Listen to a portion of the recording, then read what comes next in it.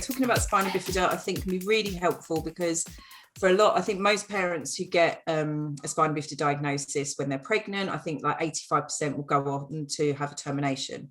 And for the people who don't, I know that it can be really scary because the doctors are very much like, oh, and it classic doctors. And it can rob people of the chance to enjoy their pregnancy or to be excited because it's cloaked in so much fear. So, I will always advocate that as an adult, I will talk about spina bifida for that reason, because I don't think children with spina bifida, which is often the case, should be, their parents should be using them as an educational tool to educate people on the internet, because I think disabled kids should be allowed to have their medical privacy. So I will step up and talk about spina bifida for that reason.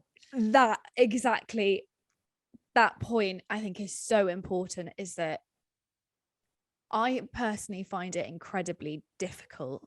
And I mean, like, there's a part of my core that hurts when I see a disabled child on the internet promoting whatever about their disability, because they're too young to necessarily know what they're talking about in terms of like disability and how it works in society. And I'm talking about like young kids here, I'm not talking about like teenagers.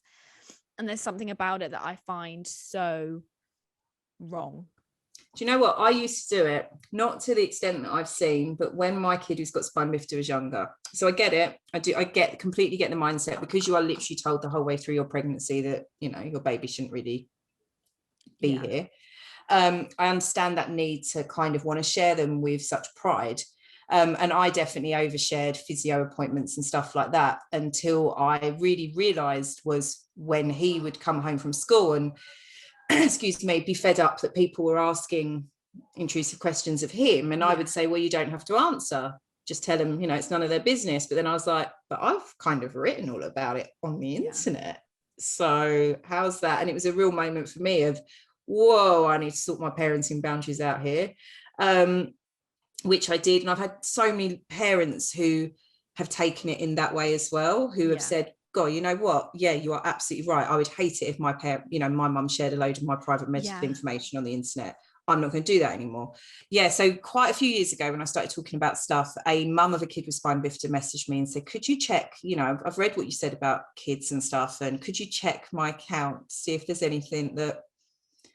So she had a picture. Now, I think her kid was about 18 months old, and she had a picture of her catheterizing him.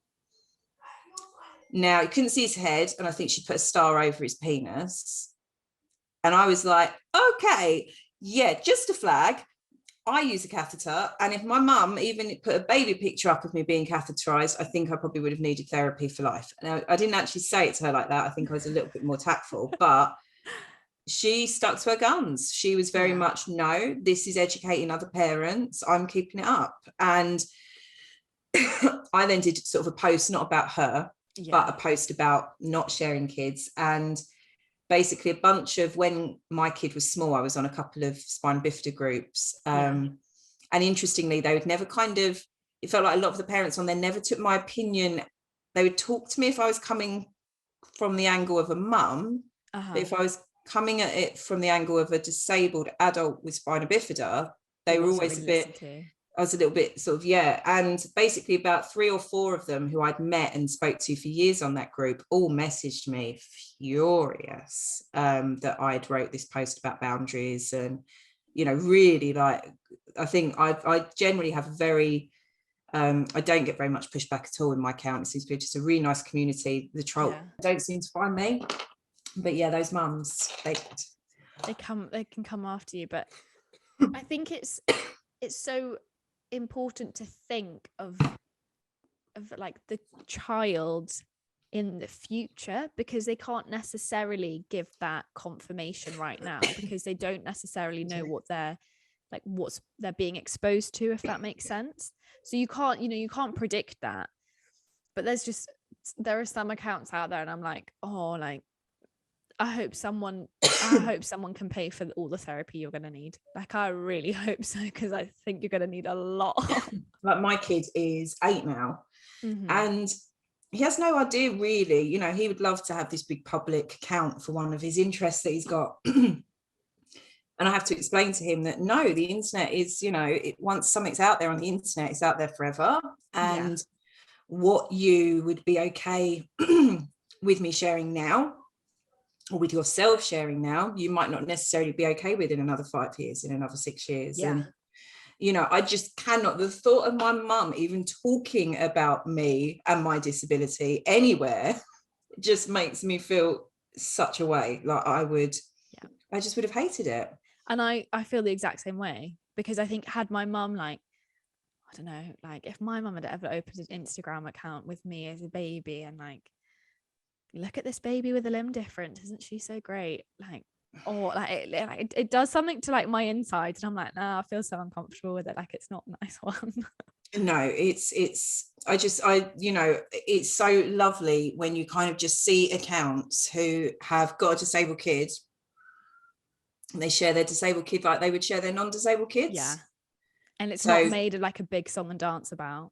No, so maybe they do talk about their kids' societal barriers, because it gets to that, and I think that's the frustrating thing, because like these people get shit done. Like there is no force like a mum of a disabled kid, or parent of a disabled kid, because there is so much admin involved and there is so much fighting to get your child's needs met. And I just sometimes wish that energy would be put into highlighting the societal barriers, to listening to disabled adults, to sharing disabled adults. But I think obviously, when you have got a disabled kid, your life does revolve a lot around the medical. And often it's not until the kid gets older that the real impact of the societal issues come into play.